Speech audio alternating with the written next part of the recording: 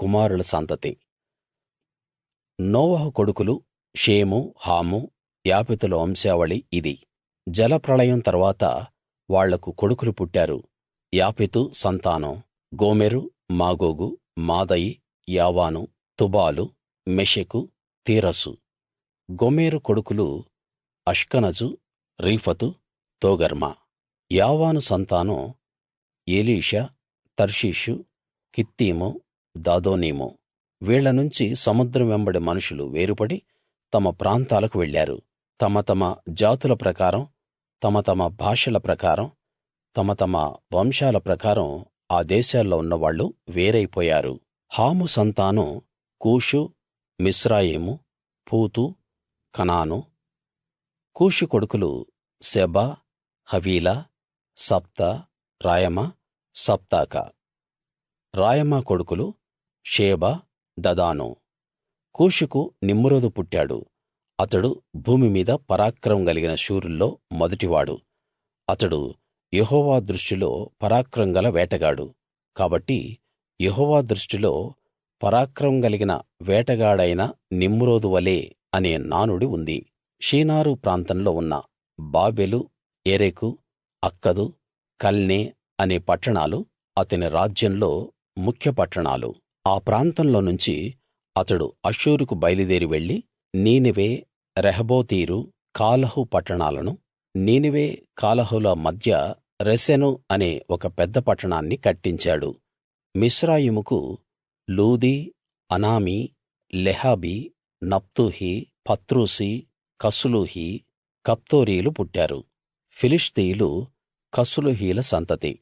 కనాను మొదటి కొడుకు సీదోనుకు హేతు, యెబూసీ, అమోరియా, గిర్గాషీ, హివ్వీ, అర్కీయు, సీనియా, అర్వదీయ, సెమారీయ, హమాతీలు పుట్టారు. ఆ తరువాత కనానీయుల వంశాలు వ్యాప్తి చెందాయి. కనానీయుల సరిహద్దు సీదోను నుంచి గెరారుకు వెళ్ళే దారిలో గాజా వరకు, సొదొమ, గొమొర్రా, అద్మా, సెబోయిములకు వెళ్ళే దారిలో లాషా వరకు ఉంది. వీళ్ళు తమ తమ వంశాల ప్రకారం, తమ తమ భాషల ప్రకారం, తమ తమ జాతులను బట్టి హాము సంతానం. యాపెతు అన్న షేముకు కూడా సంతానం కలిగింది. ఏబేరు వంశానికి మూలపురుషుడు షేము. షేము కొడుకులు ఏలాము, అష్షూరు, అర్పక్షదు, లూదు, అరాము. అరాము కొడుకులు ఊజు, హూలు, గెతెరు, మాషా. అర్పక్షదుకు షేలహు పుట్టాడు.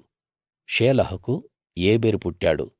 ఏబెరుకు ఇద్దరు కొడుకులు పుట్టారు. వాళ్ళల్లో ఒకడు పెలెగు. ఎందుకంటే అతని రోజుల్లో భూమి విభజన జరిగింది. రెండోవాడు యొక్తాను. యొక్తానుకు అల్మోదాదు, షెలపు, హసర్మావెతు, యెరహు, హదోరము, ఊజాలు, దిక్లా, ఓబాలు, అబీమాయెలు, షేబా, ఓఫీరు, హవీలా, యోబాబులు పుట్టారు. వాళ్ళు నివాసం ఉండే స్థలాలు మేషా నుంచి సపారాకు వెళ్ళే దారిలో తూర్పు కొండలు. వీళ్ళు తమ తమ వంశాల ప్రకారం, తమ తమ భాషల ప్రకారం, తమ తమ ప్రాంతాలను బట్టి, తమ తమ జాతులను బట్టి షేము కొడుకులు.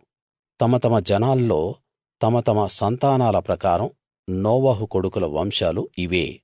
జలప్రళయం జరిగిన తరువాత వీళ్ళలో నుంచి జనాలు భూమి మీద వ్యాప్తి చెందారు.